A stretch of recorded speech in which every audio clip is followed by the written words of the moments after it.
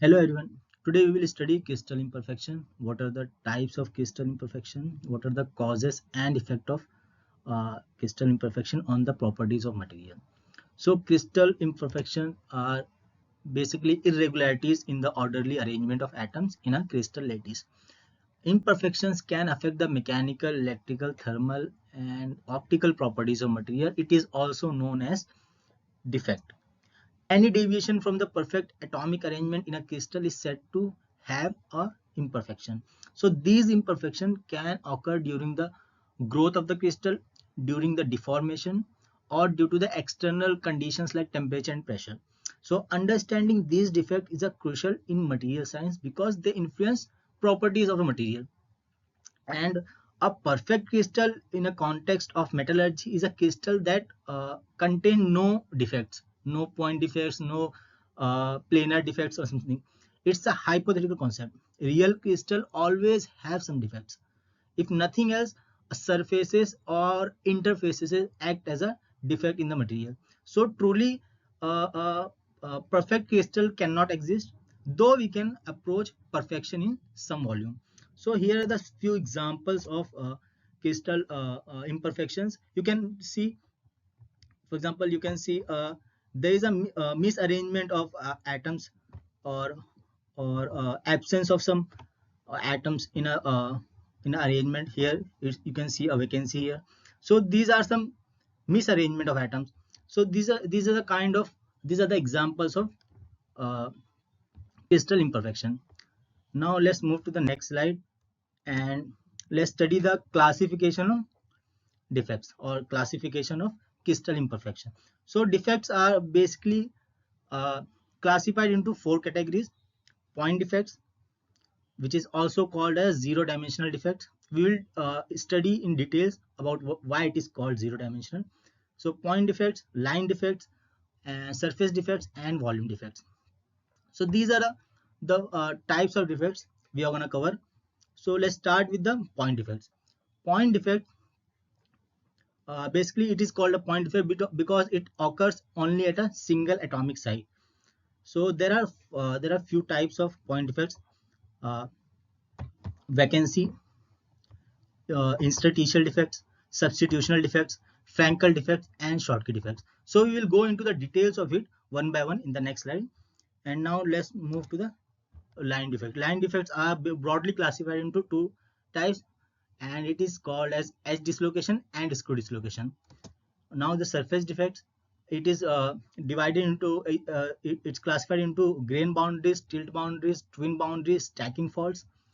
And volume defect is divided into voids and inclusion, which includes basically cracks and uh, clusters of atoms in material.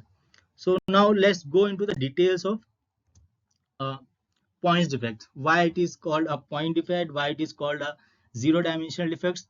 So first point is vacancy. So vacancy is produced when an atom is missing from its original lattice site. So basically vacancy creates an empty lattice site. As you can see here in the figure, you can see there is a empty space here. This creates a vacancy in the material. So since they are confined to a single point in a crystal lattice of a material, and they are not extended in space in any dimensions, therefore they are also called as zero dimensional defects. Vacancy defects puts the neighboring atoms under tension due to the reduction in the number of atoms in the crystal solid, and vacancy defects result in the reduction of density, right? Because if an atom is missing from here, then a total mass of a material is reduced, so which is basically directly proportional to the density. So the vacancy affects, or vacancy result in the reduction of density. So why it is happening, what are the causes of vacancy? So point defects, or these defects can arise due to several reasons. Firstly, during casting, if the directional solidification is not carefully controlled, vacancy may form as the material solidifies unevenly. Secondly, an increase in the temperature of solid, especially during heat treatment processes or coating, this can lead to a formation of vacancies. As temperature rises, atoms gain more energy and move more freely, and causing an exponential increase in the number of vacancies. Thirdly, vacancy defect can happen when a material is hit by a high energy particle during processes like radiation or surface bombarding, which we also called as sputtering. So these fast moving particles knocks atom out of their normal position in the material. And lastly, tensile stress within the material can also cause vacancies as the stress pulls atom apart, creating gaps in the crystal structure. So, so these are the causes of vacancy, and these vacancies create what kind of effect on the material. So these vacancies can have several noticeable effect on the material. For example, a high concentration of vacancies can reduce ductility and make the material more brittle, but it can also increase the hardness of the material. Vacancy may also change how the material conducts heat and electricity, and can even alter the basic properties like melting point and color of the material.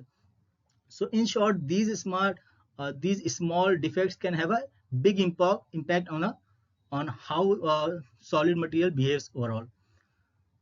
Now let's go to the next part, interstitial defects. So interstitial defects occurs when an atom takes the interstitial position of a lattice structure. These interstitial atom may be of same crystal or a foreign material. Accordingly, interstitial defect can be of two types.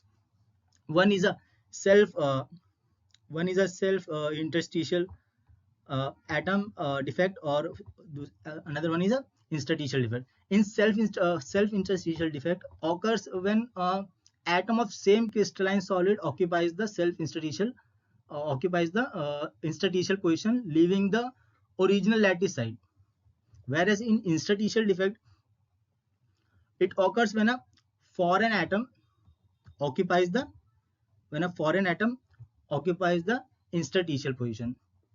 So these defects occur when extra atoms fill the gap between the regular atoms in a crystal structure, and this is very common in steel production, where carbon atoms occupy the spaces in the iron crystal. And these defects can be caused by the presence of natural impurities such as foreign atoms already present in the solid, and they can also result from the deliberate processes like adding carbon to iron during steel production, or during treatments like heat treatment or coating. So there are various effects of interstitial defects. When an extra atom fills the empty space between regular atoms, it is usually larger than the space it occupies. So this causes the surrounding atoms to be either compressed, or surrounding atoms to be compressed, and the crystal lattice structure to distort. A significant number of interstitial atoms can alter the mechanical and thermal properties of a solid. In some cases, these changes are beneficial, and controlled interstitial defects can be used to improve the certain material properties. Now let's move to the substitutional defect. Substitutional defects occurs when the original atom in the lattice site of a crystalline solid is replaced by the different type of atom. Unlike interstitial defect, foreign atoms should occupy the lattice site only, and not the interstitial position as shown in the picture here. The foreign atom may be of the same size or different, depending on the size of substituted foreign atom. The neighboring atom may remain either in tension or in compression. So the why substitution defect is happening, where it can be found, and what are the causes and effects of this defect. So let's go into the detail of it. So substitutional defects occur when foreign atoms replace the original atoms in a solid structure. For example, in brass, zinc atom replaces the copper atoms, and similar defects are common in semiconductor materials. And these defects can happen naturally due to the impurities, or be introduced deliberately during the process like steel production, heat treatment, or surface treatment. Diffusion between the material in close contact can also cause substitutional defects. The size of foreign atom plays a role. If it is smaller than the original atom. The surrounding atom experiences tensile stress, while larger atoms create compressive stress. So this distorts the crystal structure and can change the material's mechanical and thermal properties. In some cases, these defects are beneficial and substitutional defects are introduced intentionally to enhance specific material characteristics, as usual we observe in the material science. Now let's move to the Frenkel defects and Schottky defects. Frenkel defects and Schottky, these are the important defects which we usually study. So Frenkel defects is one of type of point defect. In fact, it's a combination of both vacancy and interstitial defect, right? So we observe usually this type of defect observed in ionic solids, where size of an ion is substantially larger than the size of cation. So basically, Frenkel defect is one type of point defect where an atom leaves its original lattice site and occupies an interstitial position on the same crystal, right? So Frenkel defect is formed when an atom leaves its original site and creating both a vacancy and self-interstitial defect, as you can see in this picture. So in Frenkel defects, no atoms leave the solid crystal, and no foreign atoms occupy interstitial positions. So the overall density of the crystal remains unchanged because no mass or no atom is displaced or taken out from this material. Only one atom is moved from one place to another place. So the overall density or overall mass of a crystal remains unchanged. The smaller ions, usually cations, move from original lattice site to interstitial, while the larger ion, which is we call it as an ion, remains in their corresponding lattice site. So the presence of Frenkel defect does not affect the chemical properties of the solid, and electrical neutrality is also maintained within the crystal structure, right? And there are few similarities and there are few differences between Schottky and Frenkel. So let's go to the Schottky defects. And it is one of the point defect that occurs in ionic crystal, and Schottky defects occurs when the oppositely charged atom, that is cation and anion, leave their corresponding lattice site and create a pair of vacancy defects. As you can see, here is a one vacancy and here is a one vacancy. So it creates a pair of vacancy defects since both cations and anions leave the lattice site at the same time. So overall electric neutrality of the crystal is maintained, and however density reduces because of the vacancy, because the two atoms of this material are missing. So ultimately mass is reduced, and if the mass is reduced, so ultimately density is reduced. So Schottky defects occurs in ionic crystal. In this type of defect, an ion and one cation leave the crystal atom simultaneously, creating vacancy, and neither of them returns to the occupying interstitial site, right? So take the screenshot of it for better understanding and better comparison. Let's move to the line defect. Line defect is also called as dislocation. It's a kind of defect in a material's crystal structure where atoms are arranged irregularly within the crystal lattice. Since the irregularities are confined to a particular line within the crystal lattice, therefore they are also called as one-dimensional defects. These defects play a crucial role in deformation and mechanical properties of material, and line defects are broadly classified into two types: edge dislocation and screw dislocation. When the defect in a crystal occurs due to the absence of extra half plane of atoms or presence of extra half plane of atoms, then this type of line defect is called as edge dislocation. When incomplete plane starts from the top of the crystal, then it is called a positive edge dislocation, and it is represented by inverted T. When the incomplete plane starts from the bottom of a crystal, then it is called a negative edge dislocation, and it is denoted or represented by the T. Edge dislocation causes the nearby lattice structure to distort toward or away from the dislocation line and transforming what was once a perfect crystal of rectangular shape into an open geometric figure, and this opening defines the direction and magnitude of Burger vector. So let's talk little about Burger vector. When calculating the Burger vector, practically we draw a rectangular circuit, and from starting point to the inclusion of the dislocation, the displacement displacement distance of atom around the dislocation line is basically called a Burger vector. So take a now let's look at the figure here, and let's count the number of atoms in each direction. So let's start from here, from top to bottom. 1, 2, 3, 3 atoms. From left to right, 1, 2, 3 atoms. From bottom to up again, 1, 2, and 3. Now from right to left, let's count up to 3. 1, 2, and 3. So if you see, here is a displacement. This is the displacement distance of atoms around the dislocation line, and it is called as a Burger vector. It is perpendicular to this dislocation line. Burger vector is basically perpendicular to the dislocation line. Now let's move to the screw dislocation.